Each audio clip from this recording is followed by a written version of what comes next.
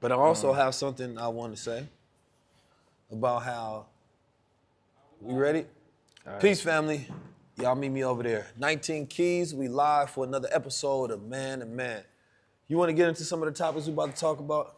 It's been a while before we got on here, and it's been a lot going on. We got a few topics, like you said, man. Peace to the family. We appreciate y'all for joining us today for another episode of the Man and Man podcast.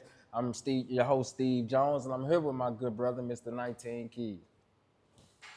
How you doing, man? Man, I'm magnificent, brother. How are you? It's been a crazy week, man. Yeah, it's been a magnificent, crazy week. But I'll be honest, over the last 10 years, every week been crazy.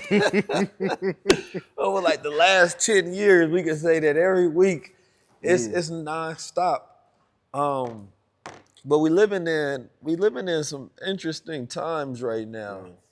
You know, some deep karmic cycles. Yeah. I would say some cosmic cycles. Yeah, I see Donald Trump out here running around like he got some ops or something, man. Every week he getting shot at.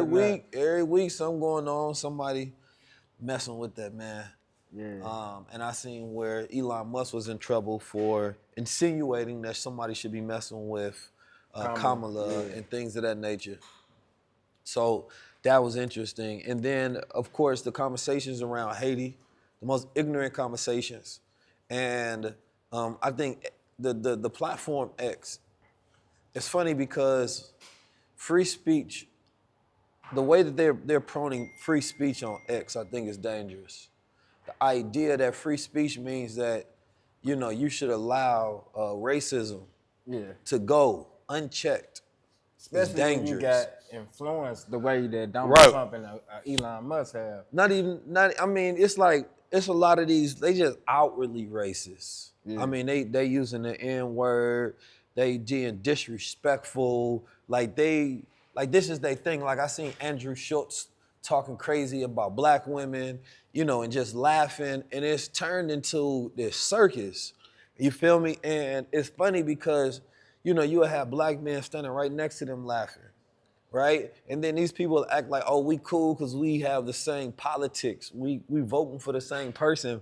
But it's so much cowardliness as well, because I never grew up in a time where it was cool to be cool with a disrespectful racist. You feel me? Like as a black man, like your forefathers, your grandfathers, you feel me? They had no business about that type of activity. We never played about that. But today, you know what I mean? Like, you see their ancestors and their children or their descendants turn into little cowards and suckers. You feel me? And it's really a lot of parts of the culture right now is unrecognizable to me. Right? I never grew up around that. When you say unrecognizable, right? Expound on that. Because I feel like this is just a bad product of what was being created when we was younger. I don't think so. I mean, you know, growing up, we never had racist white friends that we would allow to get away with things because we was cool with them. Yeah, but we also that was never a cultural thing ever.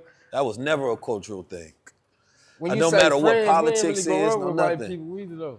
Yeah, but we still knew of them. Like everybody had that same level of, we not allowing this level of disrespect to occur. We don't even want to hear this level of disrespect nowhere near around me. I feel like it's only like to the forefront because we got the internet and we can just see it at the tip of our fingers. But if we didn't have the internet, we probably wouldn't even know about it. Right, but what I'm saying is it's not even just that. No, even when we first started with the internet, like we weren't allowing no disrespect. Now it's commonplace. You feel me? Now they'll still be cool and they'll make excuses for it. They'll laugh with. They'll still joke about it because what happened is capitalism has influenced so deep into society right now where the things that you normally wouldn't do out of self-respect, right? Because you'd be like, man, I'm minding business that pay me. You feel me? Like, they ain't got nothing to do with me, my money, and my family, things of that nature. Now, a lot of these cats, number one, they don't believe in what they saying politically whatsoever, right? 90% of them don't believe in none of that. Right. They're paid influencers for campaigns, and they're only doing it because they're getting paid.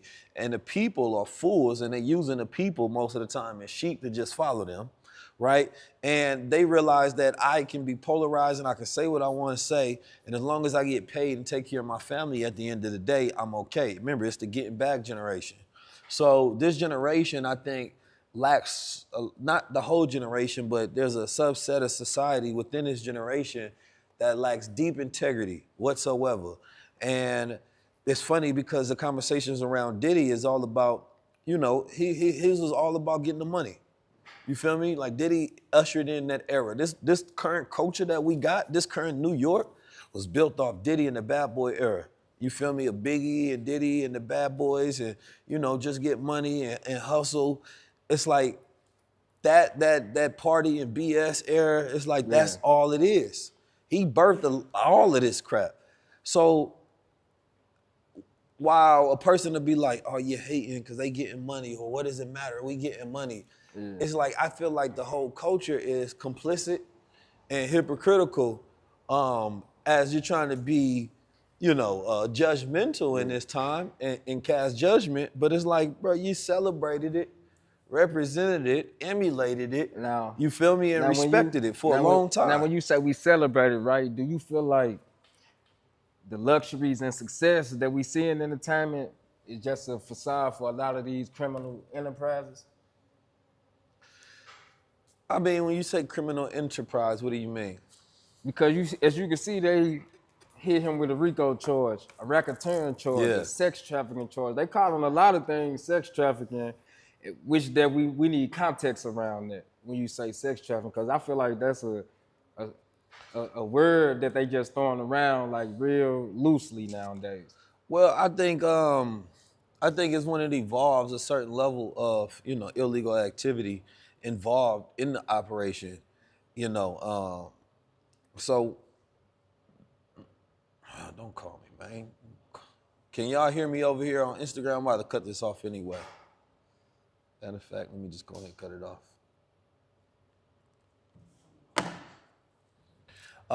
So let's bring up the actual definition, right? Yeah. We ain't got to go off opinion's sake, things of that nature. I'd rather just do that. I'm gonna come start a new one. Definition. So it's exploitation, the key elements. I'm gonna go over the key elements, right? Because it is when a serious or heinous form of human trafficking that involves the exploitation of individuals through force, fraud, or coercion for the purpose of engaging in commercial sexual activities, right? Commercial meaning like, transfer of money, commerce. This illicit practice can affect people of all ages, genders, and backgrounds, though it proportionally impacts vulnerable populations, minors, migrants experiencing economic hardship. Now, here are some of the three elements: force, fraud, or coercion, right? So being under some sort of threat, some like promise of something, right? There's a few different things that go into the criteria of what it means. I think we kind of lazily be like, no, that's just, you just transferred the person from place to place. There have to be some elements that meet the criteria before one is considered this to be, a sex trafficking case. Right. And that's what you're most likely dealing with as well, because, when people engage in like this culture, hell holds up pimping, right? That's what pimping is. And that's what I was gonna get to. Is Diddy an isolated event, or is this a systemic thing that happened in the entertainment? I mean, who was that just saying ladies is pimps too? Coi Leray. You know what I mean? Like, what is the whole part of the women's movement in hip hop right now is they're the ones, right, exploiting themselves or exploiting the men, right? So, it's a sexual exploitation culture that we have where the men started it, right? And then the women are now finishing it. So, when we talking about pimping, you feel me? And we had the conversation with Pimpin' Ken. You feel me? And that was a deep conversation because he talked about how, the things that happened to him when he was a child and why he got into it. And he done won Pimp of the Year and all of that. But that's what that is. A lot of those pimps, they go to jail for sex trafficking. They take a girl. And I always tell about the time when, I was young. I was a security at the school, and my main job one of my first jobs was to stop the pimps from trafficking little girls. They're taken from Oakland to Vegas, going across state lines for commercial activity to engage in sex, right? And, you know, we did the rally in Atlanta about, you know, stopping sex trafficking and bringing awareness to it because it gets so bad in Atlanta, right, that they, you know, they got signs in the airport because of so much activity that happens. And unfortunate, you know, this is something that we seen happen in Disney, right? We seen how executive got in trouble for it at Disney. And this is Hollywood. This is the business and that's of what the I'm industry. getting to, so it ain't just synonymous with hip hop. I feel like a lot of American industries hypersexualize everything. Right. From the cartoons to the movies to marketing any brand in America. I remember when we went to London and I seen all of the women dressed up looking real modest. Well, and a lot of the fellas was telling me like, man, we want to go to America, man. You see how the women dress, they naked. I say, bro, we don't really like that. We want to want to cover up. If you remember the Playboy Mansion, people are still getting Playboy tattoos on them to this day. The exact same things was happening in there. He was paying these women for sex. They was coming in there for opportunity. They was coming in there for room and board. First of all, the sanitation in the place was nasty. It was dirty, but he'd be paying them to do whatever he wanted them to do. And he had all sort of different figures in and out of that household, and it's really never been demonized in a way, right, for what it rightfully was. So it's like on one end, that's why I say the culture is hypocritical, because on one end, we celebrate it, and on the other spectrum, we demonize it. And it's supposed to be demonized, right? But it's supposed to be demonized across the board. We seen Weinstein just get off, and they just hit him with a new sexual charge. And the culture, like I said, the culture is hypocritical because there's also all of these sex podcasts, right? These sex podcasts, all they talk about is freak-offs. That's all they talk about. That's all the podcast is about. How you feel about, since you said the word freak-offs, right? All of this is happening in his home and in his private, where people consent to having these freak-offs and want to participate in these freak-offs. How has having a freak-off in your home behind closed doors become a federal crime? I don't think it's not that he's just having menages or freaky stuff going on in the home.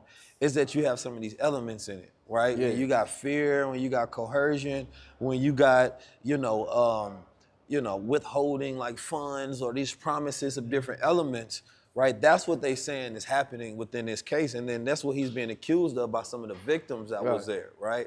So it's not that they just coming up and saying that, yo, let's demonize what you're doing, right? He has the elements that fit, because you got to remember a lot of this stems from, hold on one second.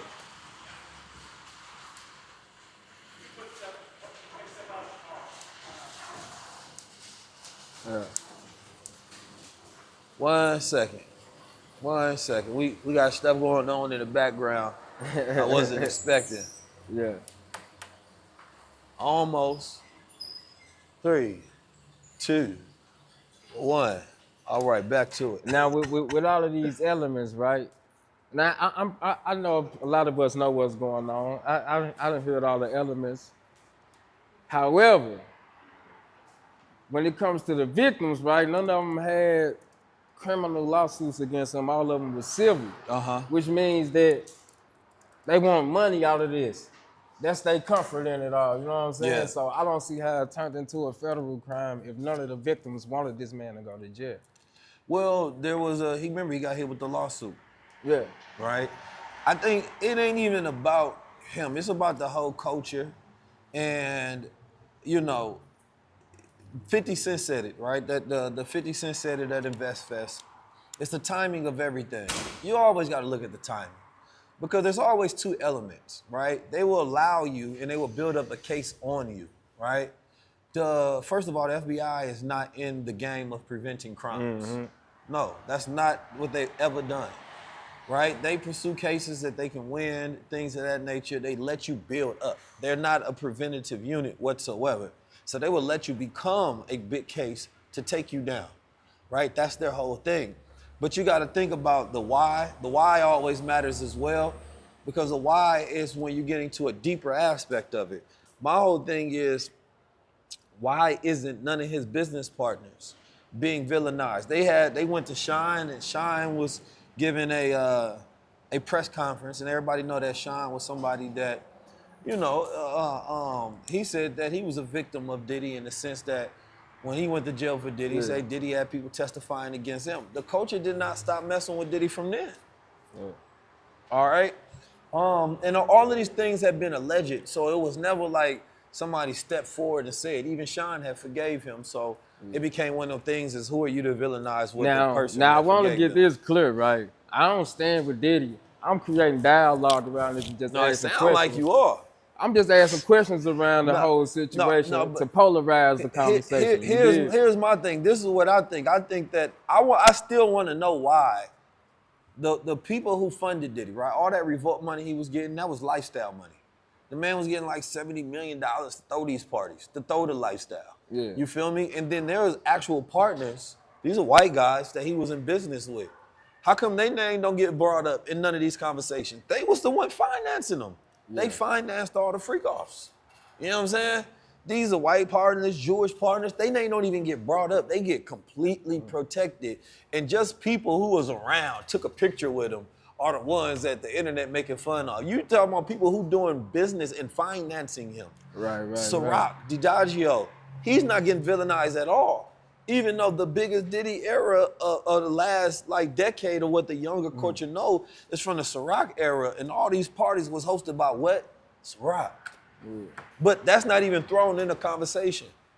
You know what I mean? So you got to really see how power is able to evade accountability and responsibility. And people want to make fun of a Meek Mills. People want to make fun of people who just showed up to the party, but who was financing it? Now, you always got to follow the money with everything. Now, you got somebody like Donald Trump who has been accused of sexual assault. He been convicted. He's been convicted. How about that? And he's running for president. So let's say hypothetically, right, he wins. Do you feel like he a partner Diddy? I have no clue. I don't think so, to be honest. I don't see. Because they was definitely friends. I don't see what would be his value of doing this. See, he was pardoning people when he was trying to go for a second term. Yeah. So it got to be some kind of value. I don't think he just pressing that button again for everybody. You feel me? And Diddy was a Democrat. He was pushing that vote or die stuff for a long time. But that's why I said this a long time ago. If Diddy wanted to be excused for his actions, he should have ran for politics. You know what I mean? Because when somebody is voting for you, they will make every excuse for you. You will get all the grace in the world. You feel me? That's how it works. But Donald Trump, yes, he was convicted of sexual assault, not accused. He was convicted, and he paid out, right, as much or more than Diddy, or has to pay out for the accusers. You know what I'm saying? Yeah. So, I mean, to me, all right. Now, Donald or Diddy? Now, my whole gripe with the situation, right? Hold on, let them commercial break. Go ahead. All right, go ahead, bro. Commercial break. We got Supermind coffee coming soon with the lion's mane and the cordyceps. That's what we sipping on. We about to get our red cups next time. Make sure y'all lock in. That's going to be available soon. We've been working on this for a while. I want something that keeps me wired. I got that energy, that focus, that clarity. You feel me? That Supermind is what you want to get. We changing the packaging up a bit. This is our sample pack. We put this out and it sold out the first day. So this is actually not available anywhere yet. There's going to be a link available soon where you can get your Supermind coffee. If you're interested, you know what I mean, to get some of it in other forms, just DM me on Instagram the word Supermind. All right, let's get back to it. My gripe with this whole situation is, forget Diddy, right? Let's focus on the people you're around. When it comes to your friend, right? You friends, it's a song that say friends, how many of us have them, right? And you gotta, as a friend, you gotta check your moral code, bro. You can't be enabling shit like that, you know? Like at the end of the day, because I feel like if I got a friend that I'm with, he's the head of the operation, I can't be enabling him to do criminal activity that's gonna fuck everything up that we got going and we built. I think it's one of those things where you got people. See, this is the thing about power, right? You know, when you got power and it's unchecked and you can do whatever you want to, that creates a circumstance for your darkness, right, to completely take over. Because the question becomes is who gonna check me, all right? And so that becomes a dangerous thing. That's why in Stoicism, you know, Marcus Aurelius, he was an emperor that had power that was unchecked, but he decided to, and he was still a murderer and all these things, but he decided that he wasn't gonna have no freak offs, right? He decided that he was going to be super disciplined. He wasn't going to indulge in none of the things that come along with power. He wanted to be a different type of emperor, right? And that's sort of that thing of like controlling your darkness, if you will. Because when you see powerful men, they all have the same dark traits, right? That sadism comes into that, right? And so what happens is that darkness that they're indulging in is also part of the reason why they're successful as well, because they can be psychopathic and narcissistic and sadistic of seeing people harm, getting people out the way, and just making everything about themselves. So power comes with a responsibility, right, to be checked through righteousness. And it has to be some sort of check and balance system, because if nobody can tell you anything, then you can do anything, and that's dangerous. And shit, when you got power, you like you said, you still got to control your own moral compass. I just seen today that Nelly old bandmates is suing him for $50 million. Before we get into that, I wanna, cause we named it about sex magic, so I wanna give a definition of that. Sex magic is any practice that involves the use of sexual energy, rituals, and symbolism to achieve spiritual, psychological, or magical goals. It's based on the belief that sexual energy can be harnessed and directed to manifest intentions, facilitate personal transformation, or connect with higher spiritual realms, right? So you have to understand in the depth, if you really want to talk about Hollywood, you got to go look at failed occultists that tried to practice a lot of these ancient things. And a lot of them was devil worshippers. There's prominent figures in it, such as like Aleister Crowley, if you all want to look him up, Thelema, where they viewed it as like this sexual potent energy. And a lot of these practices in the industry in Hollywood is to try to harness these forces, right? They use a lot of that as well, sort of kind of like CIA tactics as well, to where they catch people in these compromising positions and they use that against them. So a lot of times it's an initiate process, and a lot of times they try to use that energy to manifest their ideas and their goals, and they get lost in it. And a lot of times they were initiated that same way. And that's how they use to try to keep getting power and power and power and power. So there's a lot of dark forces that run in this industry that we're not having real honest conversations about, because, you know, there's 1,000 bottles that was found in his apartment. The other 10,000, you feel me, is still stored up in the other parties that's still going on. You feel me? Like Hollywood ain't stopped these parties. The industry ain't stopped these parties. You think these billionaires and these decamillionaires and these celebrities are not still having the same freak-offs? They having the exact same freak-offs. I'm just telling you. You know what I'm saying? They just white freak-offs.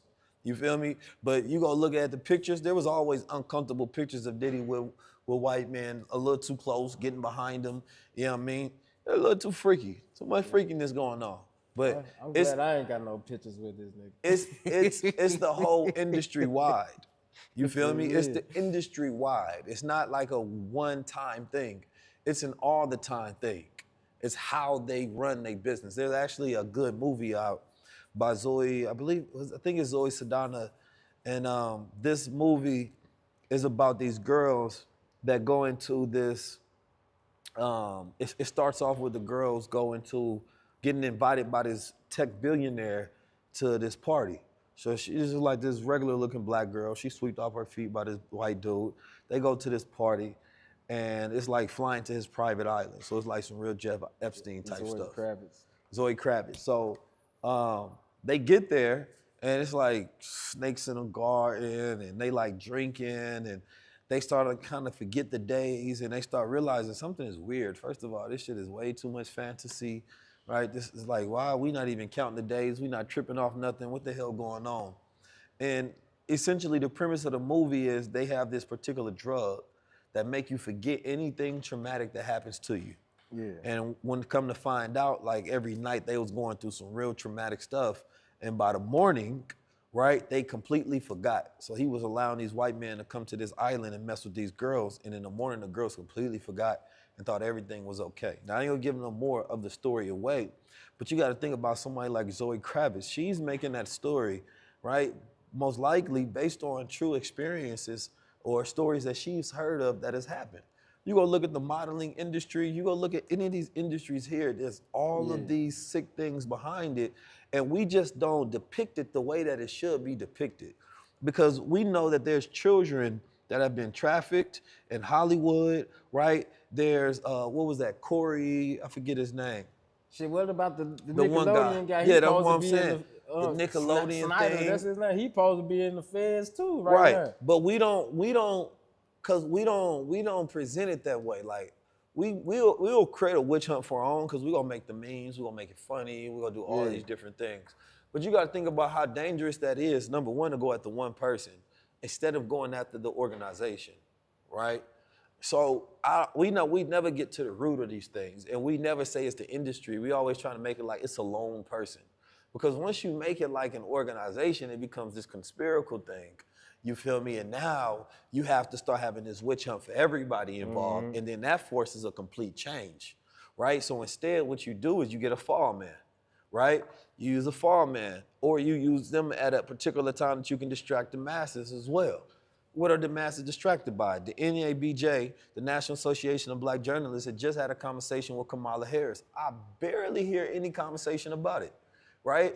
She walked off that stage. It doesn't look like it was kind of a disappointing conversation. When Trump had that conversation, it was everywhere. This is like her second interview and her first interview since the debate, but it was almost no news about it, right?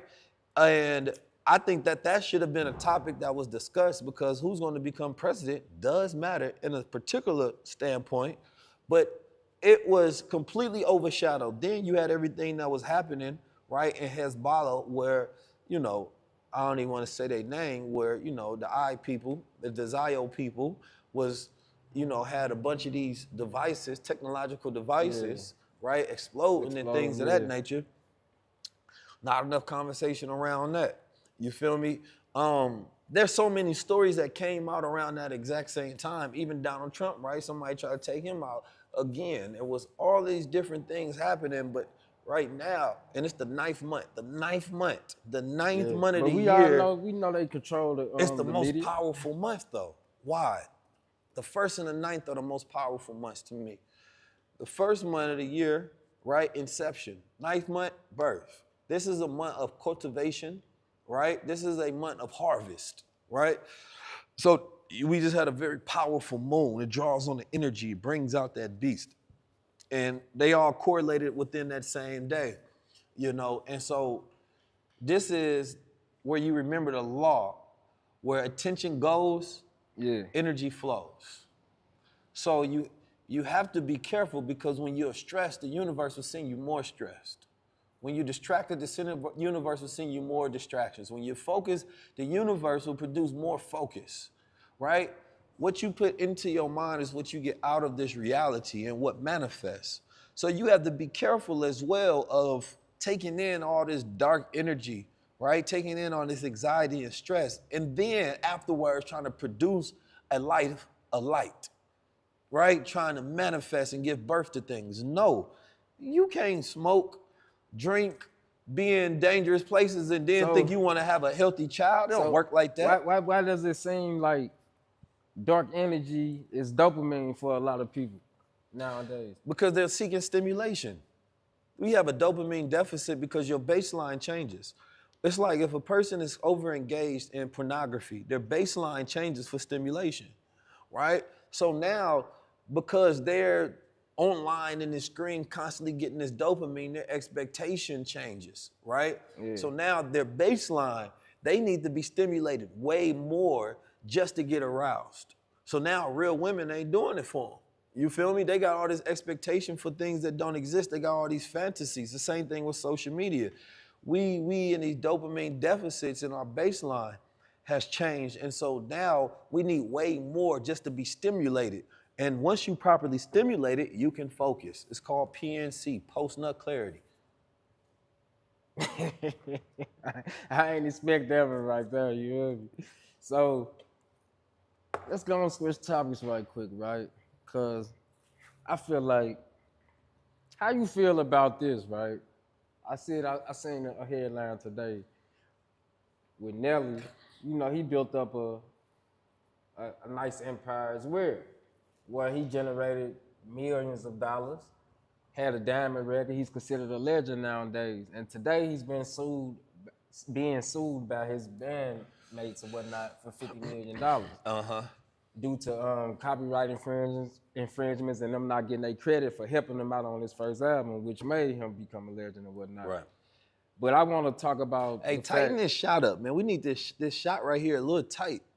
You know what I mean? You got too much stuff in here. We should have put a light back here where the light is. I'm just now looking at it. I want to talk about the aspect of this, right? Do you feel like his label mates are wrong for suing him, or do you feel like Nelly should have morally did the right thing, especially after he just sold his catalog? I grew up in a little when Air Force Ones was coming out. I remember you wanted to be Nelly. No, I never wanted to be Nelly. You Nelly. used to wear the Band-Aid, had your sleeves so I up. got a funny story with that though. It was when I was in Oakland. I was at Tech High School, and it was the first time I ever got arrested. So y'all getting a story that y'all probably wouldn't get.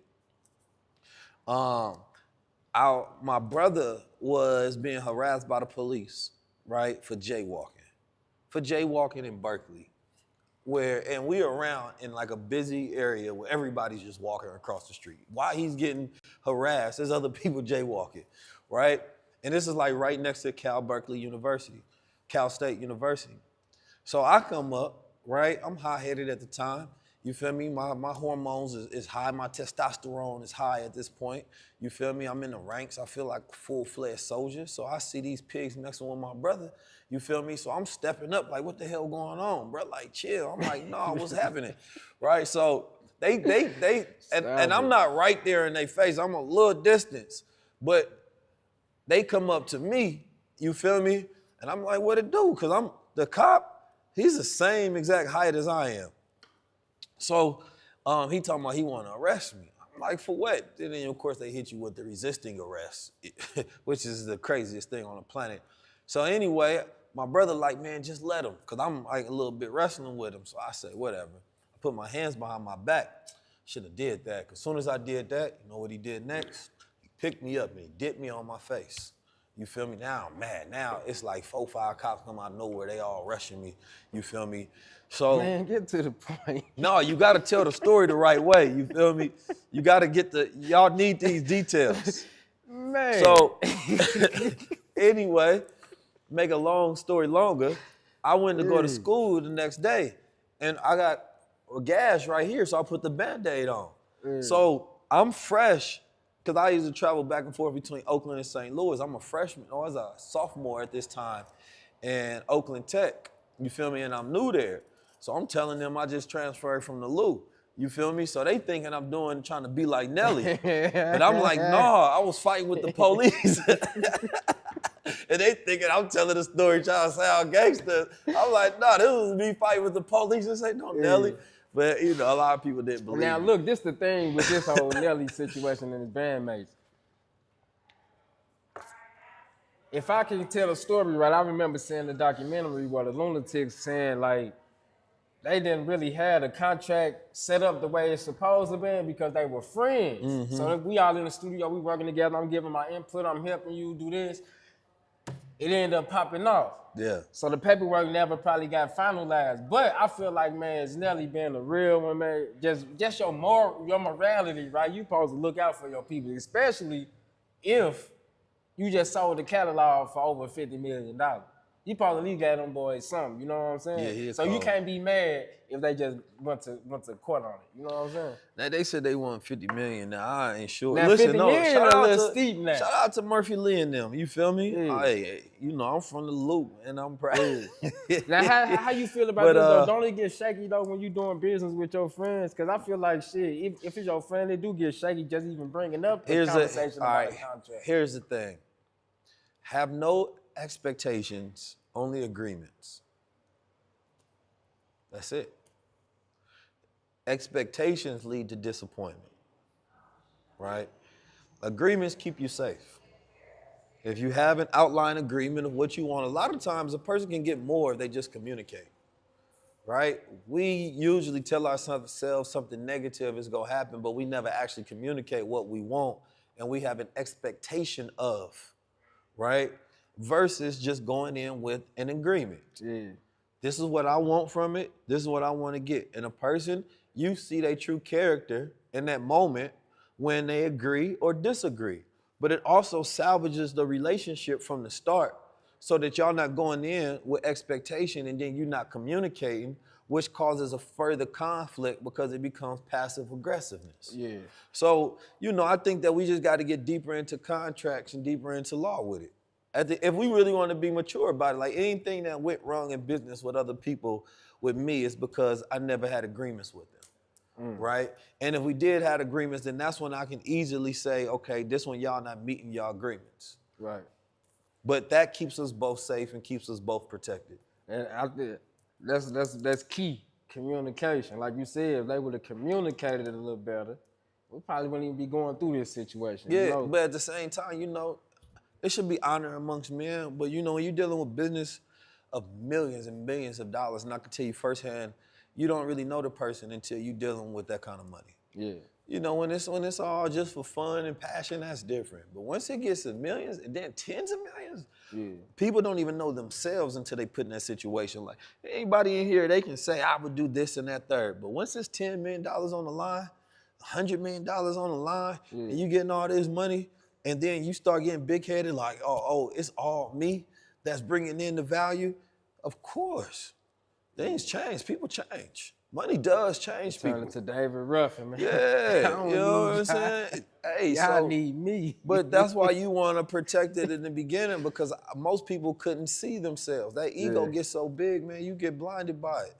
You feel me? And then we don't know the nuances of the relationship of what occurred in between. Cause some of your friends can do or say some hurtful shit to you to make you be like, man. Right, you cut it off for life. Right. And you died in this You also don't know what agreements had been made. When times a person may have gave them some money, it could have been a large sum, and it was like, that's enough, and then maybe that's not enough, they go broke or whatever. We don't know if they had fights. People tried to goddamn knock each other off. Like niggas messing with each other, women. Right, it's a lot of stuff that end up happening. It's never as clear as black and white. We know that. It's all different shades of gray. So people get real shady when it deals with money. That's the one thing I know. I think you said something that I actually agree with 1,000%. It's supposed to be honor amongst men. For sure. At the end of the day. I don't care if I am mad at my friend, but if we created this empire together, it's just by law, by nature, you gotta look out for it. Just, you know what I'm saying, just for your conscience or whatnot. But when it comes to speaking of money, I seen a post that says Elon Musk is on the verge of becoming a trillionaire by the year 2027. That's 2 years from now. I don't think nobody should be a trillionaire. I think it's 3 years from now. Trillionaire is not even a real amount of money, first of all. There's not a trillion. You can't ever liquidate that. You can have this evaluation of a worth of $1 trillion, right? But what it is really power, right? When the person say you on the verge of becoming a trillionaire, because I seen EYL post about this, is Elon Musk the most powerful person in the world? And that's really what the discussion is, right? It's how much power he has. Because when you start talking about trillionaire, right, you're really talking about unfiltered power. You feel me? Because that's what money is. Billions is ions, it's billions of energy. Because money is energy. Yeah. So what can you buy with that, right? That's your possession of energy, your force and your will. You feel me? To be able to do whatever you want on this planet. You can buy governments with that. You feel me? You can finance wars with that. You feel me? He already has hundreds of satellites. They said he got 20 or 7%, I forgot what percentage of satellites that he owned. Like, that's ridiculous. That's unfiltered, unchecked power right there. The man owns one of the largest social media companies on planet. He got the space thing. He got brain implants. He got satellites in the sky. He got robots coming. I just feel like should nobody on the planet be what evaluated? What we talking about? Should nobody on the planet be evaluated at that much money if we got think about, I don't want to hear nothing. Listen, there ain't a black, crazy. Listen, we have a conversation about Diddy, but Diddy ain't got no real power at all comparative to something like that. That's small in the bucket. You feel me? You talking about a man that got he got spaceships, he got robots, he got brain implants, he got satellites, he got contracts with NASA and the NSA. You know what I'm saying? Yeah, like he got his own media platform. he got on social media platform. You hear me? Where he can push out news and we not paying attention and playing the game the right way. You got to play the game the right way. We not playing the game the right way because that's power. But also look at like a lot of the things can be partially a blueprint. You know, it's kind of like with Donald and the money. His father gave him $1 million, and Elon got some money from his family on the Ruby business or whatever, South Africa, apartheid state. First of all, we got to start setting up our children to be able to inherit things. You feel me? So that they can start off with something. First of all, $1 million is not a lot, because. And the reason I say it's not a lot because there's a lot of millionaires in our culture that ain't doing nothing with their money. Yeah. You feel me? So it's not just that, you know, there's a certain priming of that child and certain things you have to put within the children so the next generation becomes powerful. The goal with the next generation is to have power, not even just wealth, but wealth is power, don't get me wrong, but specific power. You feel me? The power to, like, black people are an economic influence, but not an economic force, right? So we have influence because of how we spend our money. We can boycott things sometimes, you feel me? We can boycott things, right? We can have influence over politics and business and things of that nature. They will move based on our spending patterns. Well, because we are influenced. I feel like we got an example of but we're not a force. Economic force too, though. Kanye is a good example of economic force. He has economic influence. I could say force because he just went to China and generated 7.9 million and stimulated their That's entire economic economy. influence. Basically, his brand his whole entire economy is influence. It's arguably it wasn't. You know, economic force is the people that took away his money. All right, I'll give you that. That's force. I'll give you that. You feel me? When AIPAC decides to put a politician in power, because they said we're not going based on voting power. We're not saying we're not going to support you if you don't do this. They're a force. They take you in and out of power. They collectively use their money to make decisions. They are a force. The goal is to become an economic force. Even financial literacy is the first phase of it. Financial literacy is something we should get in early elementary grade to high school. We should have mastery of that. It's economic literacy that we need more. How to become economies, how to be an economic force, and that's why we here in a manufacturing facility. It's about an economic force. When you manufacture things, when you say, listen, we don't support you, that means that we're not gonna produce your products no more. That's force. Yeah. That's power. They called up people and said, listen, drop him. Drop him. They never said drop him because we're gonna stop buying your stuff. No, drop him because we're gonna cut off your water. That's economic force. You know what I'm saying? It's different. But at the same time, right? Sometimes can your influence be more powerful than the force because they, like you said, they cut him off. They stopped all that shit, right? Or at least they thought they did because his influence is still overpowering in some aspect. So do you want force or influence? Because both of them can work. Both of them work, but I'll take the force of God is not influence, he's force. Once you want to be the God of it, that's force. Humans have influence. You feel me? The devil got influence. God is force. So that's force and power. I want the force. I want the power. You feel me? When there's a force behind you, when you mess with the police, a force comes. You go against the police, you protest. That's influence. It's not the same. Yeah. You can't decide to say, I'm going to go directly talk to the chief. Listen, you're not going to have your position in the next 30 days if you don't do what we say. That's force. All right, so I'll break the news on this episode. Yesterday, we had the chance to sit down with rapper D1. And you know, we dropping a new episode of High Level Conversation Sunday featuring D1 and whatnot. But On the last episode of Man to Man, I say that we was gonna break down what conscious capitalism means. And I know y'all talked about this on the episode as well. So I wanted to give the people the definition of what conscious capitalism is.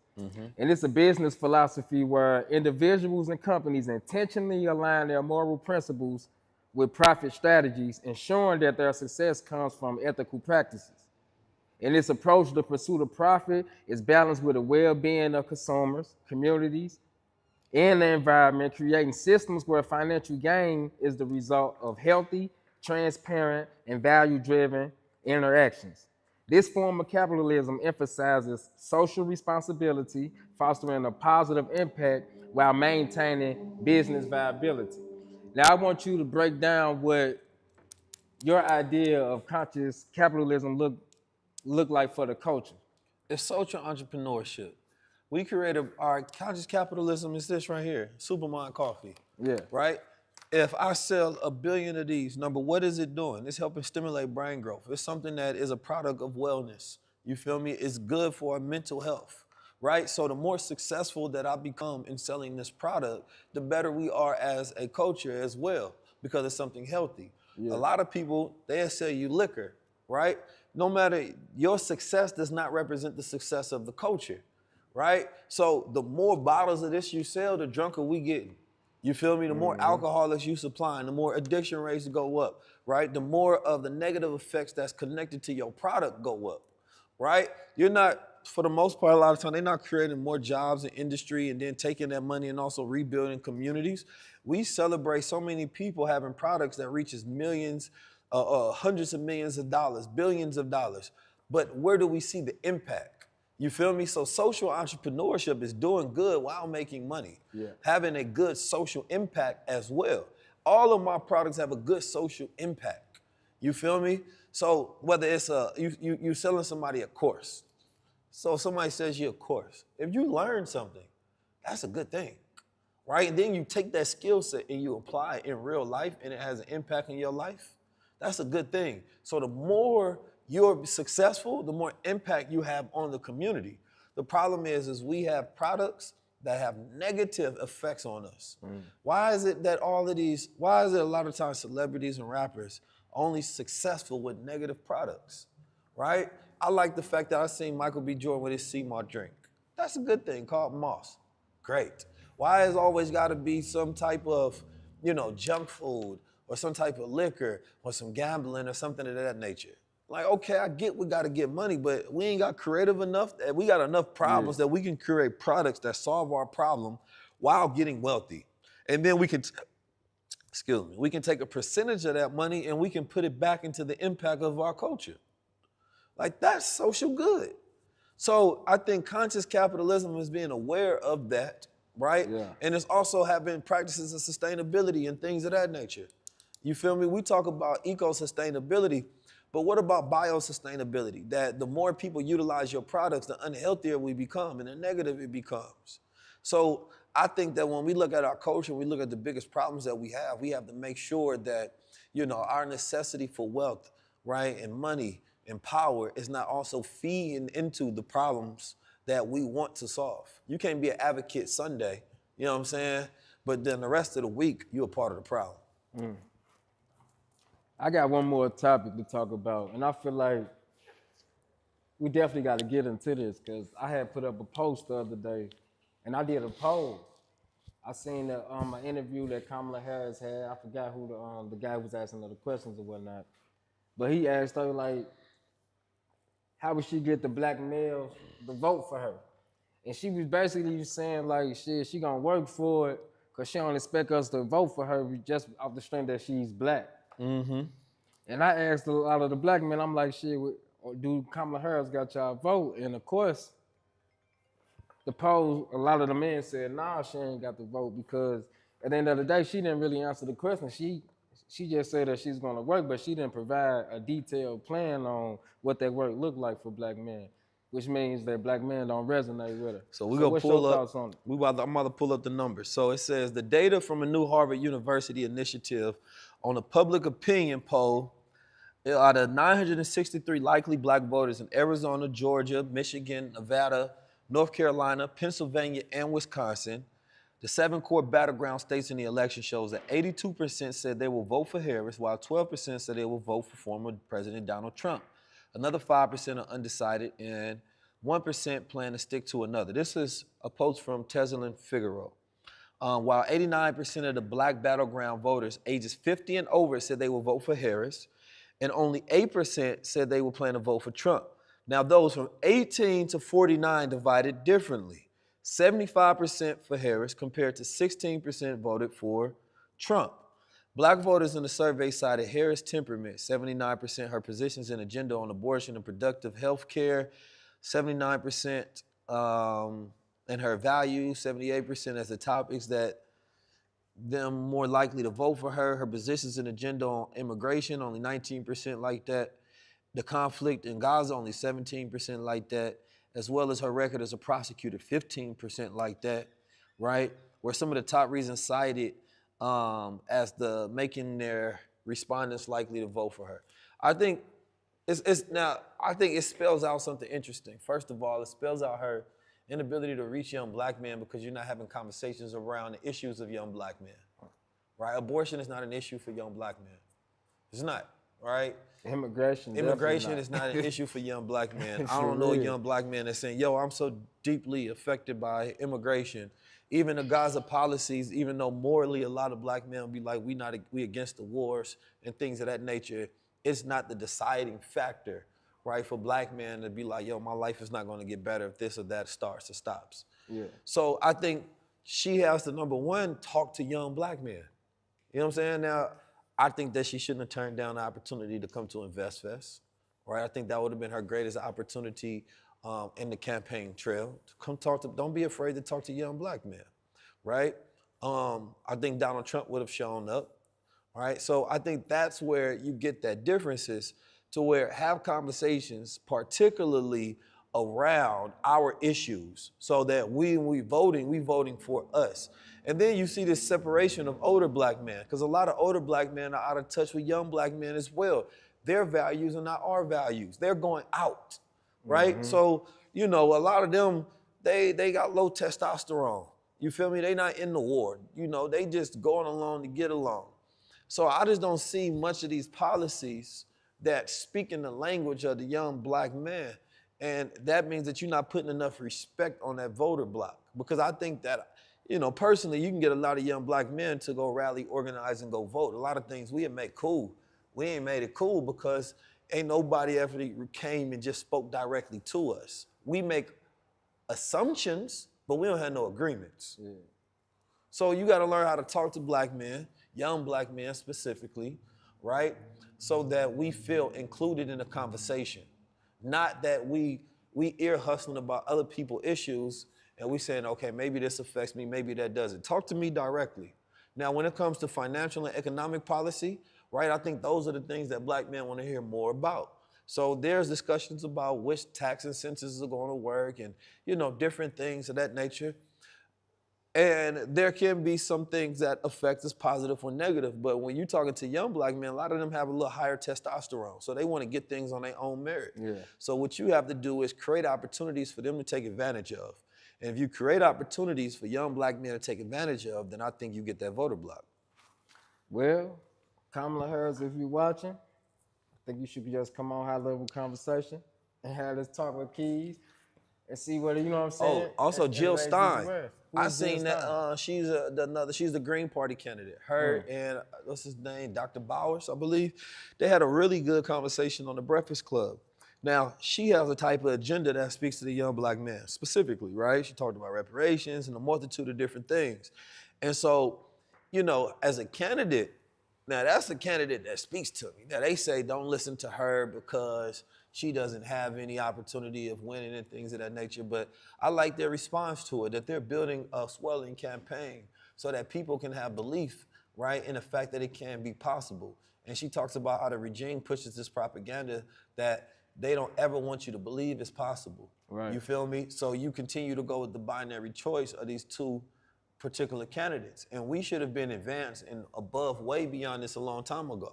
We was actually supposed to do it during the Biden administration that, hey, we gonna come in here as an independent party, you feel me, put all our vote into this escrow vote accounts over here, and then whoever speaks to us the nicest, you feel me? Talk to me nicely now, then you get our vote. But we cannot organize as a people, so therefore it did not happen. So therefore, we are stuck again hearing the older generation cap, right, and tell us who to go for, which is nothing new at all. They're not presenting anything revolutionary. It's the exact same thing. It's just a new campaign, but it's the exact same. It's like you selling me the same product. Yeah. You just have a new marketing campaign.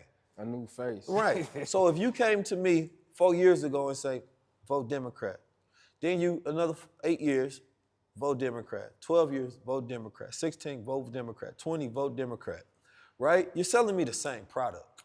Right? They may have a different campaign, different marketing. You had so much time to come up with a completely new product as an alternative. So you can't blame young black men for not wanting to be sold the same product that we're starting to see as failed. This is like Apple. All Apple do is change a button. Talking about upgrade. Upgrade? What you talking about? It's the same phone. Yeah. It's the same phone. Y'all think I'm stupid? Now, Highway, you go over there to Highway, they got a phone that folds and bends and turns into the transformer and shoots out holograms, and all of a sudden, all y'all got is a little button change. Talking about some upgrade. This phone don't take a SIM card. You feel me? Like, and then they got the nerve to take away the Apple stickers. Talking about, stickers gonna be in the box because we trying to go sustainable. Come on, man. All right, well, I say... Y'all selling me crack and calling it coffee. This is the end of the Man to Man podcast. Wait a minute, I'm pretty sure that some more crazy shit gonna happen before the end of this week. To where we gonna have some more content for next week. Yes. And also, I know you've been on Revolt a couple times, man. I don't want to see you out putting no money on Diddy books and shit. Come on, stop playing. Stop playing. It's the end. Listen, first of all, I see, actually, that's a good thing. I want to see what's going to happen with, because Revolt, they doing their Revolt world. They ain't bring back no EYL. They ain't bring back no 19 kids. They ain't bring back the financial literacy part. So it's interesting that it's now employee owned, but it's not more revolutionary. Revolt was probably the best thing that Diddy created recently, because that's, like that's a platform that he produced, but their #1 show is still Carisha Please. You feel me? So although it may be employee owned, I haven't seen any changes, any innovation whatsoever within that platform. You feel me? I ain't even know that they was bringing back on Revolt World or whatnot. Yeah. I feel like Revolt World was a good thing though, because like I said, man, we been to a few of those events. And everybody there was black. All the employees was black, from the janitors to the receptionists and everything, which means that they was stimulating the economy for black families, circulating the dollar, So that was a good thing. The only thing is, man, he kind of messed up the brand because he was the face. You know what I'm saying? So I feel like they need to go and just change the name or something, do something different. I don't know. I think they need to. I think they need to get back to the roots of it. So you got a show like Carisha Please, which is what? It's just the same lifestyle you selling that you're going against. She asking people sexual questions about what they do in the bedroom, about they freak offs. That's what her show is about. You feel me? And that's not a show that produces money. You know what I'm saying? Like, it just produces clout for Revolt that they can spread some of their ad money around for other shows. But at the end of the day, man, we need better content, especially and they figured out how to get the bag. Don't get me wrong. And I would love to see that if it's truly a platform that's owned by employees, I would love to see it successful. Again, conscious capitalism, right? You got these shows where, you got the LGBT friendly ones, you got the all women ones, right? You got all these different things. It's still, none of these platforms cater to young black men, right? Give voices. It's the same thing over and over for me. You feel me? And so, a lot of that stuff has fell off over there. We going in 3 years of high-level conversations as being a top-rated show in the world, right? And, they would love to try to leave us out the conversation, but we have a high-level one, so they can't, because what we speak about go over their head. You feel me? Like, we just dropped the episode with Yaki and Billy Carson, and that one hit 100,000 in a day. 119,000. You feel me? 119,000 in a day. This thing's at like 200,000 already. And what does that show you? It shows you that people want to have high-level conversations. It shows you that it's a market for it. So why aren't people promoting and pushing that more? It's because they're not high-level, so they can't have high-level conversations. It's because A show like mine requires growth within yourself first, right? It's not about your lower desires or your lower self. And I ain't perfect, you feel me? I be wild and I'm a savage too. A reformed savage, a reforming savage, you feel me? But I only say that so that you don't have to have this expectation that you gotta be some holy saint to have a high level conversation. Yeah. Just read a book, just talk about something other than, you know what I mean, sex, money, and goddamn Sex, nigga magic, shit. and Like, power. come on, man. Like, let's have higher conversations. Shout out to everybody that has been hitting me up for the mentorship. I'm going to start approving more of the applications that's coming in. It's going to be a 6-month mentorship. So a lot of people been hitting me saying that they want to help take their brand to the next level. So we're going to be sharing a lot of the frameworks. We're going to have ebooks. You're going to be in my close friends, and we're going to be having events that's just going to be for those that's in the mentorship. It's a 6-month mentorship that we're going to take you through and give you all of the coaching you need to master the different areas of life. For communication, I got a whole series that we're going to break down. You become a master communicator on the digital side of building your brand, scaling your influence, right, and mastering your mind, right? I'm on that journey of the 3 planes, thrice great, right? That's spiritual, that's physical, and that's mental. If you master that, then you rule the universe. Once you learn how to have that integral set of things together, right? That's when you're going to have phenomenal growth to where you start reaching that 6 and that 7 figure. Wherever you are now, you're supposed to be able to multiply that, right? Times 10 over and over and over and over. But that happens when you develop a certain level of clarity and growth. So we need coaching, right? And this program is because so many entrepreneurs and leaders and creators have been hitting me up and they want to be able to get that growth in a life that I've been able to possess and position, right? I have money, you know, good homes, friendships, all the walks of life. That's what the Honorable Elijah Muhammad said was heaven. So the networks and the connection that I have all across the planet Earth, I want to be able to give that sort of access to you all. We plan on doing an event in, I believe, November in Brooklyn, New York. It's going to be limited tickets, right? So those who also want to be sponsors of High Level Conversation Season 3 and on the tour to have your name as we're advertising, pushing you out there, you're gaining exposure, right? We're going to be doing VIP events once we get out there, and we're going to be working with some entrepreneurs and some businesses. Once you're in the ecosystem, we want to help your business grow, right? When we can reach 100,000 people in a day, when we can look at our numbers and tell where our top cities are, top sectors of growth, we can tell where our top industries are. All of those metrics and data you need as well, we'll be able to share with you being a part of our circle. So if you're one of those entrepreneurs ready to unleash that next level, make sure you go to my DM, comment the word mentor. I am going to ask you a few questions, 1 or 2. If we're satisfied with those answers, then we can move forward. We're getting you a link, and then therefore you can apply once you process. Then we can take you through the necessary steps of making sure you enroll inside the inner circle. 19 Keys has been your man-to-man podcast. Man, I appreciate the family. Make sure you like, subscribe, and tell somebody about this podcast where we actually speak like men and we don't carry purses or merces. Yeah. Also, check your friends. Oh, and get some of the merch too. Oh yeah. Well, we got some new merch, man. Go DM Steve, and he'll send you a link for all the merch. If you in LA, he can even have it to where you can pull up and pick up. We're in the warehouse. Fact, how about this? If you in LA, I'm gonna drop a discount code. Just use discount code Steve, and I'm gonna give you a little percentage off for the merch, and you can pull up on me personally. I got you. Now, only if you in LA. Don't ever. This is for Solomon. Don't ever have us in this background. We need a light right here. Like when we show everybody how to set up their productions and their podcasts and things of that nature, you're supposed to have a light right here. He cut off the lights in here. You're not even supposed to see all of this. We're supposed to turn this into something beautiful. The artist go come in here and finish this out. You feel me? So if y'all can figure out who Solomon is, right? You can probably go check my followers or Steve followers. I need y'all to go yell at him to don't ever have us looking like this again. This is terrible. This is bad production. Peace, family. I'm gone. out. We ain't doing this again.